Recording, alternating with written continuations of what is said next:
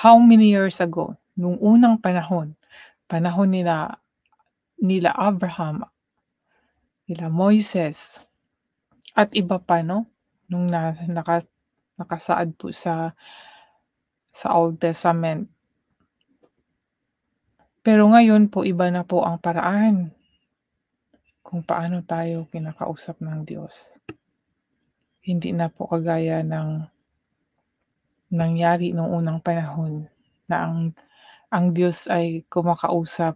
Kagaya kay Moises po, kinausap niya si Moises o iba pa mang mga propeta para malaman yung mensahe ng Diyos ano. Ngayon hindi na po, individual na po, matatanggap na po natin ang mensahe ng Diyos po 'no. Ngunit nitong mga huling araw nangusap siya sa atin sa pamagitan ng kanyang anak. Sa pamagitan niya nilikha ng Diyos ang sanglibutan at siya rin ang pinili niyang magmay-ari ng lahat. Ano ba 'to nandito? Nagmamay-ari ng lahat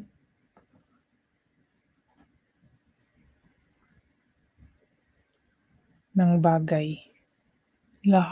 Nagmamay-ari ng lahat ng bagay. So yan po si Jesus Christ po.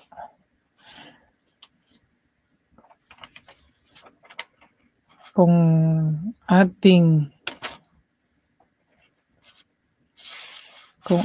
ma-encounter si Jesus Christ, ibig sabihin, yun na ang Diyos ang ating na-encounter din kasi sa pamamagitan nga ni Jesus Christ, 'di ba?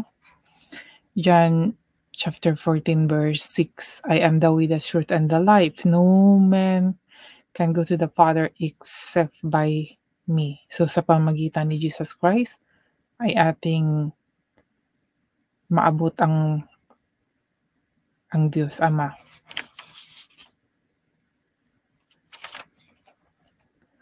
So paano ba natin siya makausap si Jesus Christ? Man to man ba na kagaya ng tao? Hindi, 'di ba? Sa pamamagitan ng Espiritu Santo din. Kaya kailangan magkaroon ng ating espiritu ng totoong connection kay Jesus Christ. Nang sa gayon ay ating nakausap na ang Diyos Ama. Dahil sa pamamagitan ng kanyang anak ay makausap natin ang ating Amang Diyos o Diyos Ama.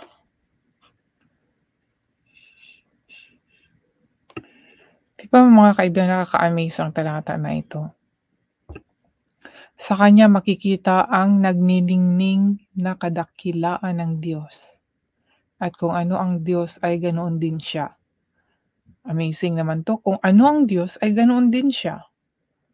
Pero kung ating unawaing mabuti, ang Diyos ay isa lang, hindi dalawa, hindi tatlo.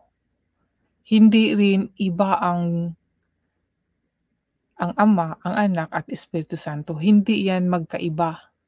Kasi kung magkaiba sila, magiging tatlo ang Diyos natin. Kaya para sa akin mga kaibigan, isa lang sila.